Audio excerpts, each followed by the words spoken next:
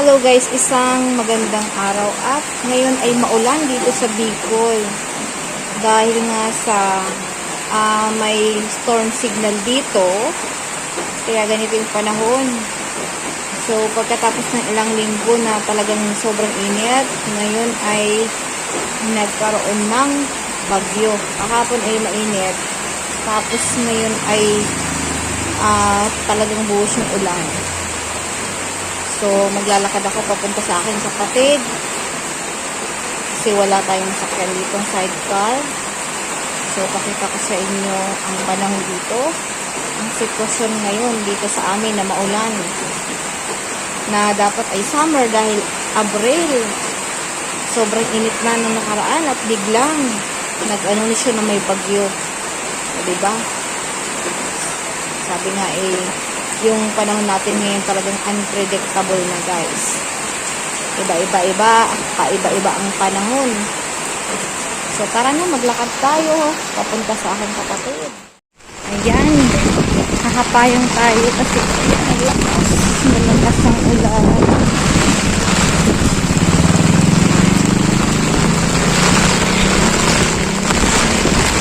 So malakas talaga. Halain mo yun, sobrang init kahapon nung inakaraang linggo. Tapos ngayon, ito na. Sasabihin na may bagyo daw. Nakachinelas lang ako at nakashort kasi siyempre, maulan. So, ito yung eskwelahan. Talaga naman, ayun, no? Pag yan ay tuloy-tuloy pa rin ang ulan, nababaha dyan sa eskwelahan. Yung pinapasukan ng anak ko dito, malapit lang sa bahay.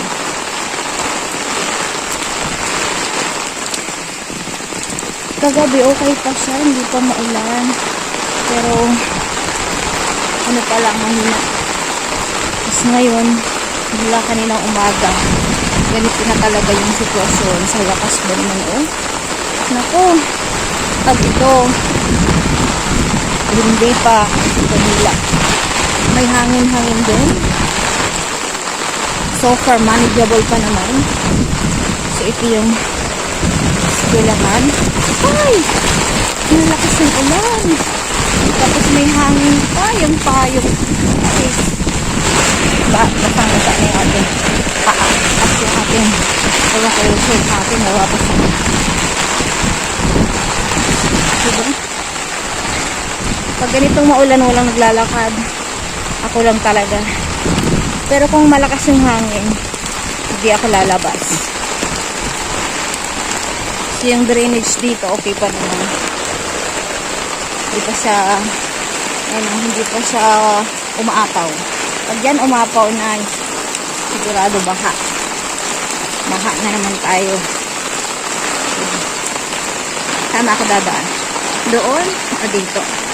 Dito na lang. Para medyo malapit-lapit papunta sa bahay ng aking kapatid.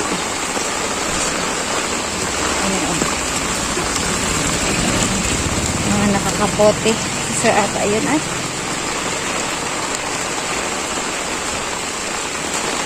So, ayan. Hindi naman. Magpampisaw tayo sa ulahan. Yung mga magsuswimming sana, hindi matutuloy. Kasi, sobrang init nung isang araw.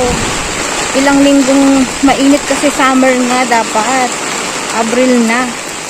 Tapos biglang ganito. Nag-anon siya na may bagyo.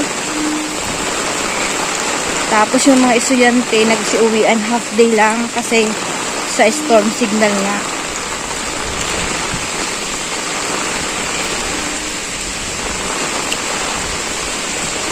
Buti na lang yung kapitbahay namin na ikinasal. After kagabi ng kasal, saka umulan. Tapos na, diba? Pag ganito ba namang maulan? Oh, mahirap pag may okasyon.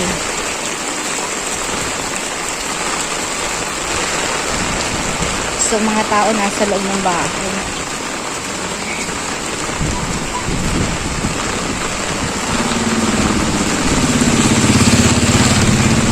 Maganda pa naman sana magtinda ng halo-halo. Kung kailan kami nagtinda ng ice candy, saka naman nagbagyo. Walaan mo yun. Wala kasing alam. Walang idea talaga na bagbabagyo eh. Abril ba naman eh.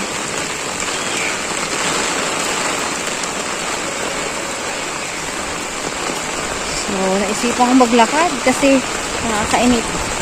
Kakainip sa loob ng bahay. Igi na tong nakakalabas-labas tayo. Kasi pag mainit, hindi ka makalabas o makapaglakad-lakad ng tanghali. Umaga pwede. Pero ngayon, 2:00 na yata. Kahit anong oras talagang. Kanina pa to umaga, umuulan na. So, ito yung sitwasyon dito.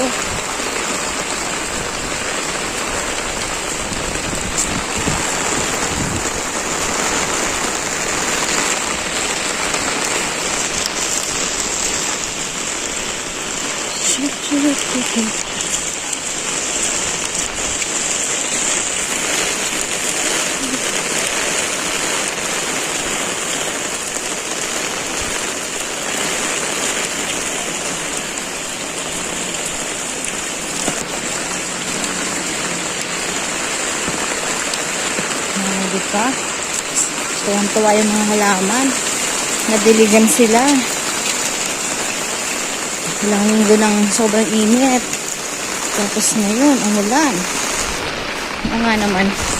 May advantage naman yung ganitong sa manok. May advantage naman yung ulan kasi at least nadiligan yung mga halaman, diba? Kaya lang, huwag namang matagal kasi babangha tayo.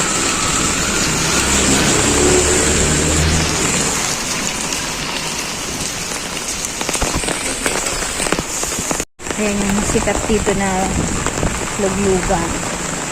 Ayan, daan dyan. Ang dami nagluluglug.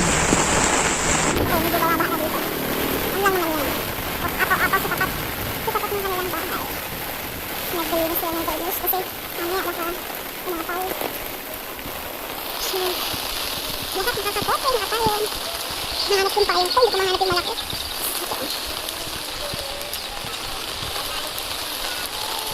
Mas malapit kasi pag dito ako dumaan.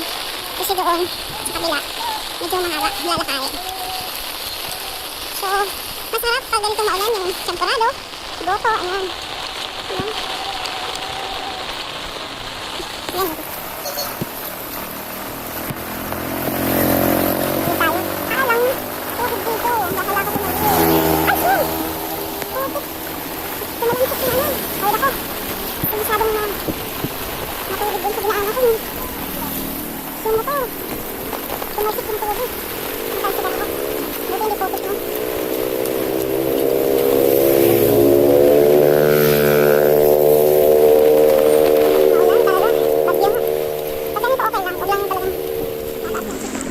Alam mo naman dito sa likod. Ay! Tapos na ka dito sa may kapatid ng bahay. Ayan, malakas ang hangin. Mahangin kasi palayan dito.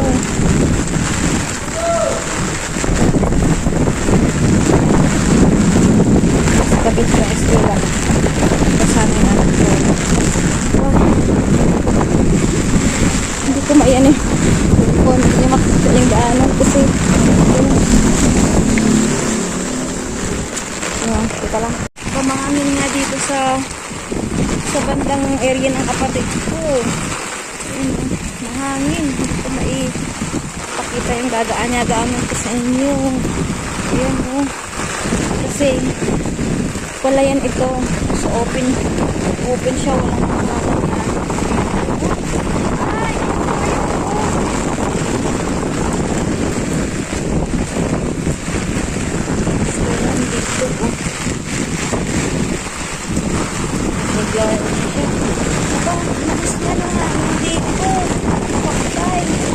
Walang pangalan yan.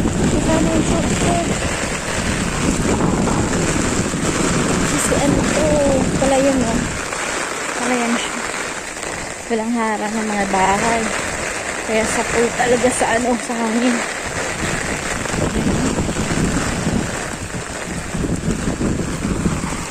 doon. Nakikita niyo yung puting yan. Yan ang ulan. Sumbahan yung tubig ko doon. Basta kaya yung mga lettuce nila sa taas ng bahay. May lettuce sila. Yung hydroponics. Ayan o. Ay! Babaliktad yung aking ang aking payong. Ayan.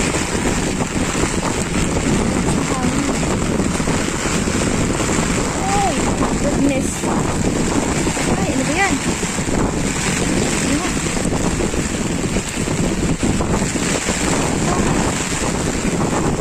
Malakas na yung dito sa kanila kasi yan ito, talayan yan o. Yung talagang kapol sila dito sa pulo sila sa hangin. Dito na ako sa bahay nila. Oh.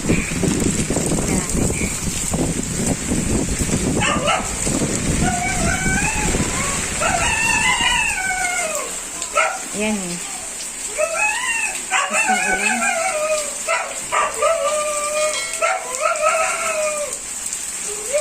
Maulan talaga.